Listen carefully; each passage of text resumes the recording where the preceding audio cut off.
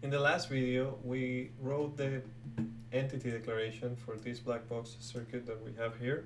In this video, we are going to do the same for this new black box circuit that we have here, which we can already see it has a lot more inputs and outputs, and they are grouped in different ways.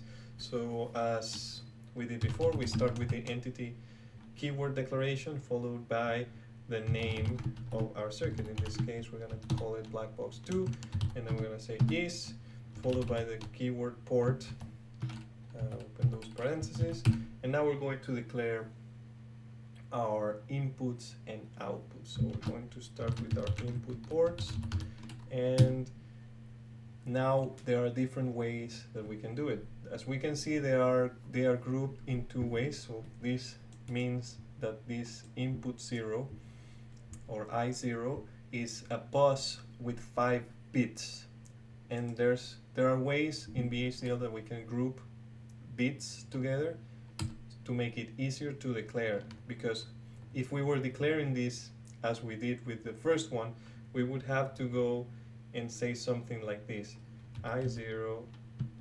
I0 0, and then I0 1, and then I0 2, and then I0 3, and then I0 4.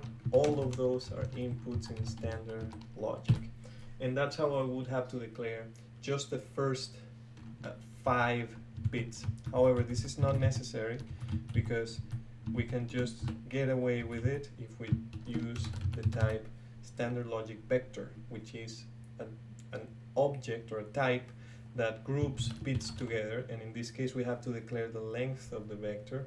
In this case we will say, since this is a 5-bit vector, we're going to say that it starts at the index 4 and it goes down to 0.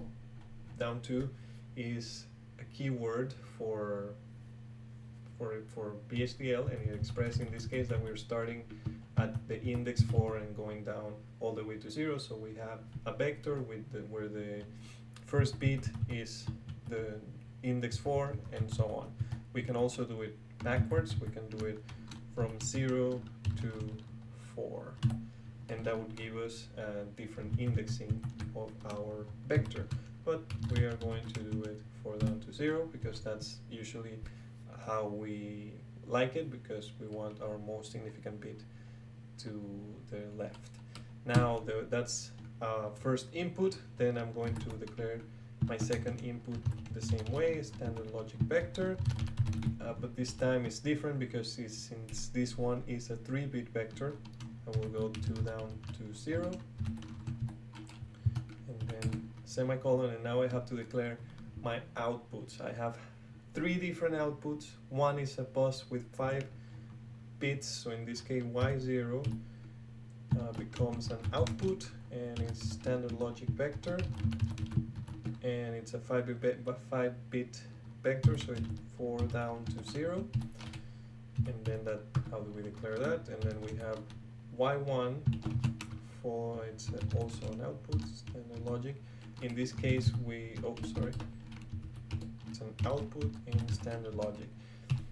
In this case we don't have to declare as a vector, so that's good. And then we have Y2, which is the same standard logic, but because this is the last one, we don't have to declare, or we don't have to put the semicolon there. And with that we are pretty much finished, so we can end entity black box 2 and semicolon, and we are done. We have declared the entity for this black box. Remember that if you want to do it individually, you would have to declare this with 5 different names. Instead, we can group them all together into one variable and address them with the index.